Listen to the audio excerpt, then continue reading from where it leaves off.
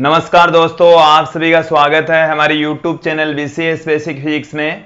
आज के इस वीडियो में हम कक्षा 12 का टॉपिक लेकर चलेंगे। दोस्तों, हम देख रहे हैं आजकल कक्षा 12 में विद्युत चुंबकीय प्रेरण की जो यूनिट है उसमें अनोन्य प्रेरण।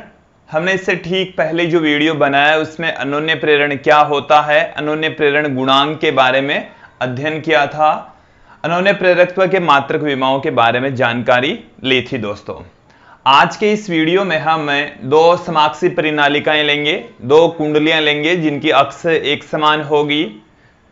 उन कुंडलियों के लिए हम अनोन्य प्रेरण गुणांक या अनोन्य प्रेरकत्व की वैल्यू फाइंड आउट करेंगे। दोस्तों, तो यहां पर मैं दो कुंडलियां लूंगा या दो परिनालिकाएं लेंगे और उनके लिए अनोन्य प्रेरण गुणांक M21 की या M12 की वैल्यू यहां पर फाइंड आउट करूंगा।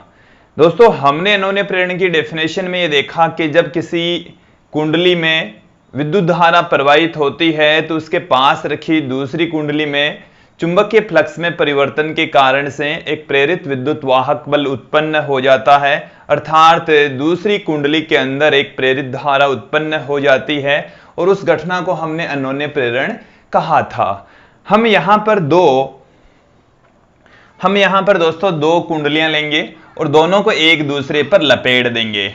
जो पहली कुंडली है उस कुंडली को हम S1 कहेंगे या परिनालिका आप उसका नाम दे दीजिए। जैसे ये हमारे पास में कोई कुंडली है दोस्तों या परिनालिका है, इस कुंडली को मैं कह देता हूं S1। जो यदि आप परिनालिका लेते हैं तो सोलेनोइड के अकॉर्डिंग इसको S1 कह दीजिए। इसमें से I1 धारा प्रवाहित हो रही है। एक दूसरी कुंडली है, दोनों की जो अक्ष है वो एक समान है और वो एक दूसरे पर लिपटी हुई है। दोनों में डिफरेंस करने के लिए मैंने देखिए इसको इस तरीके से दिखाया है। दोस्तों, ये दूसरी वाली कुंडली है और इसमें से जो धारा बह रही है वो है I2। एक बार फिर से समझ लेंगे, ये वाली जो परिनालिका है उसको हमने S2 कहा है और ये वाली जो परिनालिका है इसको हमने S1 कहा है। तो देखिए दोस्तों, पहली कुंडली में से जब धारा प्रवाहित होगी तो दूसरी कुंडली में चुंबकीय फ्लक्स में परिवर्तन होगा, तत्पश्चात उसमें प्रेरित विद्युत वाहक बल उत्पन्न होगा, प्रेरित धारा प्रवाहित होगी। दोस्तों, तो सर्वप्रथम तो मैं यहां पर कुछ राशियां मानकर चलूंगा। जैसे हमारे पास में दो परिनालिकाएं या कुंडलियां हैं, माना S1 व S2 दो परिनालिकाएं कह दीजिए या आप इसको कुंडलियां कह दीजिए, या कुंडलियां हैं। दो कुंडलियां हमने ली है दोस्तों, एक S1 है दूसरी S2 है। अब सर्वप्रथम हम लेकर चलेंगे S1 व S2 में प्रवाहित धाराएं I1 व I2 है। प्रवाहित जो धाराएं हैं दोस्तों क्रमशः I1 व I2 हम लेकर चल रहे हैं। दूसरी जो कुंडली है हमारे पहली और दूसरी कुंडली में जो फेरों की संख्या है वो भी मैं यहां पर कंसीडर कर लेता हूं। S1 व S2 में फेरों की जो संख्या है दोस्तों वो हम कंसीडर कर लेते हैं कि N1 व N2 उसमें फेरों की संख्या है। और दोनों जो परिनालिकाएं हैं S1 व S2 की जो लंबाई है वो मैं यहां पर कंसीडर कर लेता हूं। दोनों की जो लंबाई है वो समान है और वो L के बराबर है। हमने स्मॉल l के बराबर उनकी लंबाई ले ली। और देखिए, यदि आप चाहें तो इनके अनुप्रस्थ काट क्षेत्रफल भिन्न भिन्न ले सकते हैं और यदि आप एक दूसरे पर लपेट रहे हैं तो उनके जो अनुप्रस्थ काट क्षेत्रफल या जो इन परिनालिकाओं की रेडियस है वो एक समान भी लेकर चल सकते हैं। यदि भिन्न भिन्न लेंगे तो अलग अलग रिजल्ट प्राप्त होंगे, एक समान लेंगे तो आपके पास में एक ही समान रिजल्ट मिलने वाले हैं। तो यहां पर मैं दोनों जो परिनालिकाएं हैं उनका अनुप्रस्थ काट क्षेत्रफल व या हम कह सकते हैं कि जो रेडियस है वो समान है। S1 और S2 का अनुप्रस्थ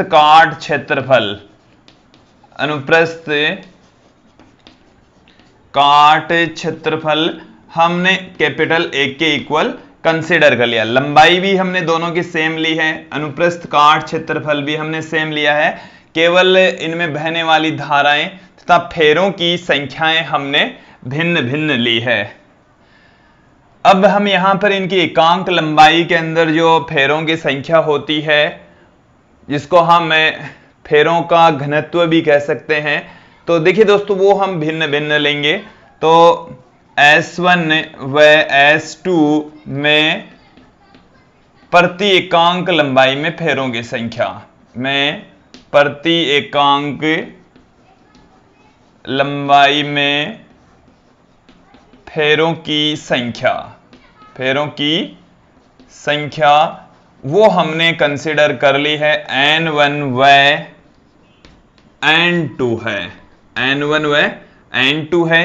यहां पर आप देखेंगे दोस्तों कि जो N1 है, N1 पहली कुंडली में फेरों की संख्या, प्रति एकांक लंबाई में फेरों की संख्या, तो कुल फेरों की संख्या बट्टे में लंबाई के इक्वल आ जाएगा। इसी प्रकार से आप इसको हम इस तरीके से पुट कर सकते हैं, N1 बराबर स्मॉल n1 इंटू एल, तथा दूसरी कुंडली के लिए जो N2 होता है वो हमारे पास में आ जाएगा कैपिटल N2 अपॉन में L, जिसे हम N2 equal to small n2 into L put कर सकते हैं। यह आप लोगों को यहां तक अच्छे से समझ में आ गया होगा दोस्तों। अब हम यहां पर आप लोगों को फिर से मैं एक बार समझा रहा हूं कि जब हम पहली कुंडली में धारा प्रवाहित करवाएंगे तो दूसरी कुंडली से संबद्ध जो चुंबकीय फ्लक्स है उसमें परिवर्तन होगा, फलस्वरूप दूसरी कुंडली के अंदर प्रेरित विद्युत वाहक बल उत्पन्न होगा, पश्चात उसमें विद्युत धारा प्रवाहित होगी दोस्तों। तो जब हम ये कंसीडर कर लें कि पहली कुंडली में से I1 जब धारा प्रवाहित होती है तो दूसरी कुंडली से संबद्ध चुंबकीय फ्लक्स हम यहां पर देखेंगे। तो देखिए दोस्तों, द्वितीय कुंडली से या दूसरी कुंडली S2 से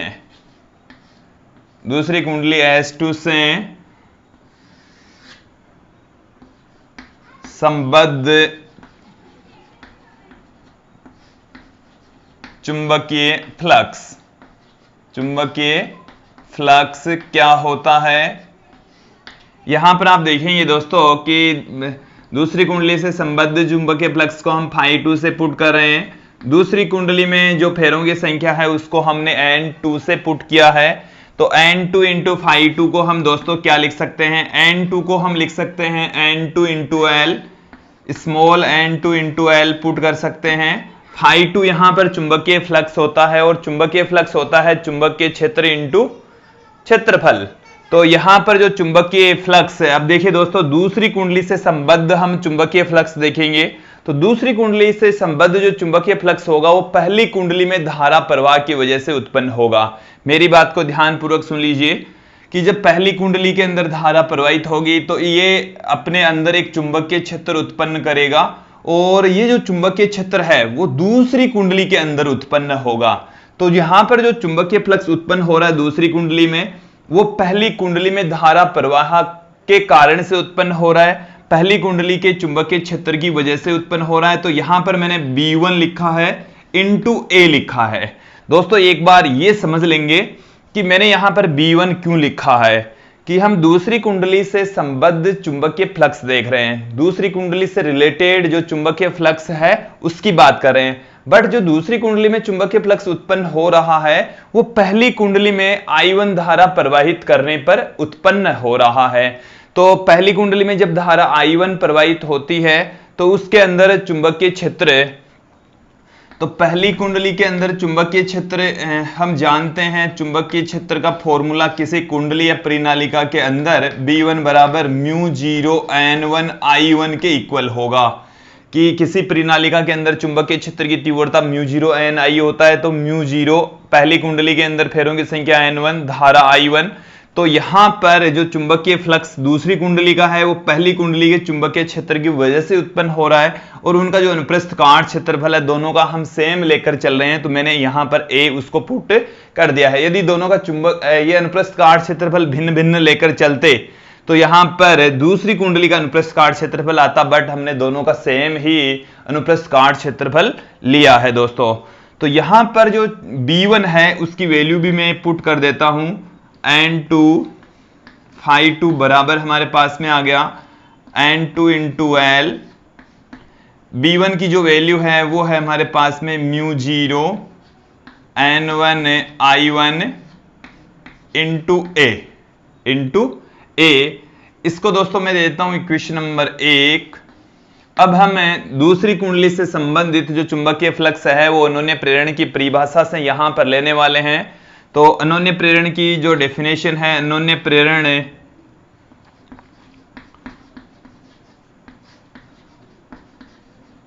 प्रेरण की घटना में, अनोन्य प्रेरण की जो घटना है उसमें क्या होता है दोस्तों, N2 इंटू φ2 बराबर होता है M21 इंटू I1।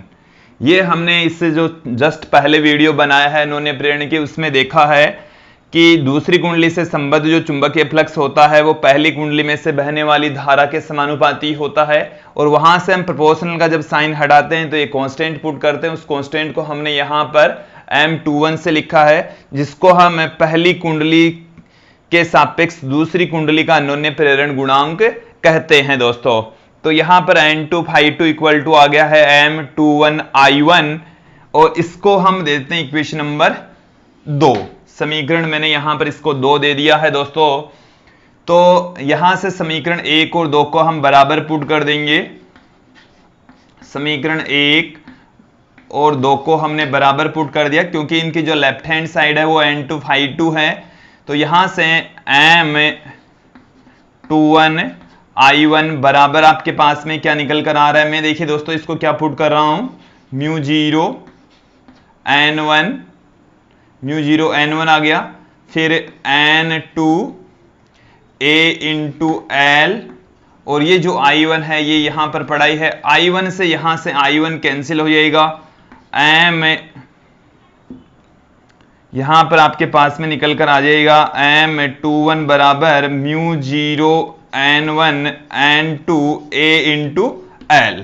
तो ये हमारे पास में आ गया पहली कुंडली के सापेक्ष दूसरी कुंडली का अनोन्य प्रेरण गुणांक M21 equal to μ0 N1 N2 A into L। दोस्तों आप ठीक उसी प्रकार से ही जैसे हमने यहां पर दूसरी कुंडली से संबद्ध चुंबकीय फ्लक्स देखा, ठीक उसी प्रकार से पहली कुंडली से संबद्ध चुंबकीय फ्लक्स भी देख सकते हैं, और वहां से हमारे पास में M12 की वैल्यू निकलेगी, और M12 की वैल्यू भी सेम यही आने वाली है। तो M12 या M21 है जो जिसे हम अनोन्य प्रेरकत्व या अनोन्य प्रेरण गुणांक कह रहे हैं, उनकी वैल्यू यहां पर इस स्थिति में सेम होगी। देखिए दोस्तों समझ लेंगे, यहां पर इस जगह में मैं समझाने का प्रयास करूंगा। पहली कुंडली का जो चुंबकीय फ्लक्स है वो क्या होगा, पहली कुंडली का चुंबकीय फ्लक्स, पहली कुंडली का जो चुंबकीय फ्लक्स है उसको मैं N1 φ1 से पुट कर दूं। अब देखिए दोस्तों पहली कुंडली से संबद्ध जो चुंबकीय फ्लक्स है वो दूसरी कुंडली में से जब धारा प्रवाहित होती है तो उसकी वजह से उत्पन्न होगा। तो पहले तो मैं N1 की वैल्यू पुट करता हूं यहां से, तो N1 इंटू L, φ1 हो जाएगा चुंबकीय क्षेत्र, और वो जो पहली कुंडली से संबंधित चुंबकीय फ्लक्स देख रहे हैं तो दूसरी कुंडली का चुंबकीय क्षेत्र और उसका जो अनुप्रस्थ काट क्षेत्रफल है वो है A। तो यहां से N1 φ1 बराबर आपके पास में आ गया N1 इंटू L, दूसरी कुंडली का जो चुंबकीय फ्लक्स है वो आ जाएगा μ0 N2 I2 इंटू A। इसे दोस्तों हम दे देते हैं इक्वेशन नंबर 3, इसे हम दे देंगे इक्वेशन नंबर 4। अनोन्य प्रेरण की जो घटना है उससे हम जानते हैं, अनोन्य प्रेरण से N1 φ1 बराबर हम पुट कर सकते हैं M12 इंटू I2। एक बार दोस्तों इसको समझ लेंगे कि पहली कुंडली से संबंधित जो चुंबकीय फ्लक्स होगा वो दूसरी कुंडली में से बहने वाली धारा के समानुपाती होता है। और वहां से समानुपाती का चिन्ह हटाएंगे, कांस्टेंट पुट करेंगे M12, यह है दूसरी कुंडली के सापेक्ष पहली कुंडली का अन्योन्य प्रेरण गुणांक, जिसको M12 से हमने यहां पर पुट किया है। अब समीकरण 4 और 5 की जो लेफ्ट हैंड साइड है वो इक्वल है, तो राइट हैंड साइड भी इक्वल हो जाएगी।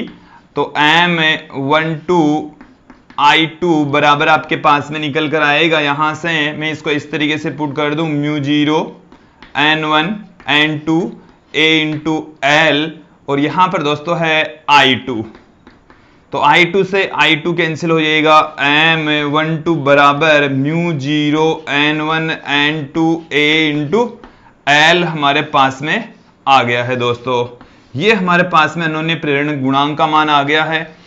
यहां से आप देखेंगे कि जो M12 या M21 है, दोनों की जो वैल्यू है वो सेम है, μ0 N1 N2 A into L। इसका मतलब है कि जो पहली कुंडली के सापेक्ष दूसरी कुंडली का या दूसरी कुंडली के सापेक्ष पहली कुंडली का अन्योन्य प्रेरण गुणांक होता है वो बराबर होता है, दोनों के मान समान होते हैं। तो यहां से हमारे पास में एक रिजल्ट निकलता है कि जो M12 या M21 होता है वो बराबर होगा, और उनका जो मान है दोस्तों वो प्रति एकांक लंबाई में फेरों की संख्या, अनुप्रस्थ काट, क्षेत्रफल तथा लंबाई पर निर्भर करता है। और यदि यहां पर हम निर्वात के स्थान पर कोई माध्यम ले लेंगे तो यहां पर म्यू आएगा पहले, और म्यू के स्थान पर μ0 μr भी हम पुट कर सकते हैं दोस्तों। तो मुझे उम्मीद है दोस्तों कि दो समाक्षी परिनालिकाओं के लिए जो अन्योन्य प्रेरण गुणांक होता है उसका व्यंजक आप लोगों को अच्छे से समझ में आया होगा। धन्यवाद दोस्तों।